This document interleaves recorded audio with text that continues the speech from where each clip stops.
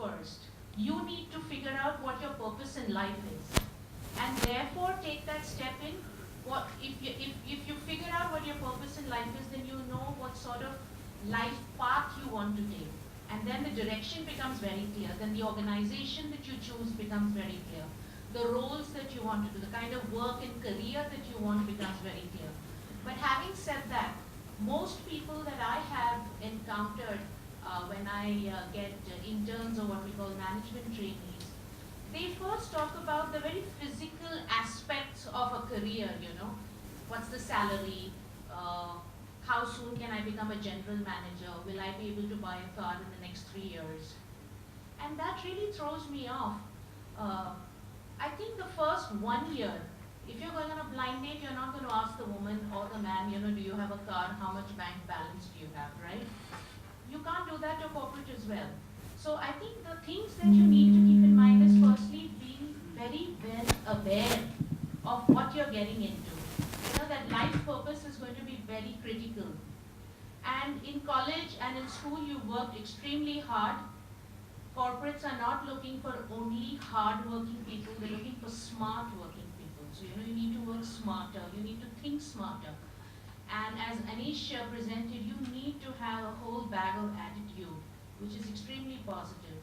So while in college you've paid fees, right, and expected the college to give you a whole lot of education, it's role reversal time. The organization is going to pay you, and the expectations the organization is going to have from you is humongous and extremely different. You don't have a buddy there as soon as you get into an organization. You're out there on your own. So you need to figure out, you don't need to figure out, you need to think about the transition that you're going to make. And trust me, one thing that is going to be very important for you is courage. You need to display a lot of courage when you get in there. Have very less expectations. Let the organization have as much expectations of you. You know, sitting and putting down your list of demands is not going to work. So less expectations of yourself, have them more from the organization to you. Organization says for the 1 year you're going to work blindly. Trust me, that's what organizations are looking for. They are going to invest. As Subbu says, we invest a lot at campus time. We create that environment for you to thrive. After that, you're on your own. The truth is, it is a big jungle out there and you need to find your foot. So courage, determination, and one very important lesson is it is okay to fail, you know. So the fear of failure should be very, you need not fear failure. And if you do, then trust me, that organization or corporate life is not for you because it's going to be extremely stressful. So be yourself, be extremely natural, because over a period of time, as you grow in the hierarchy, you'll have a very adapted style of functioning.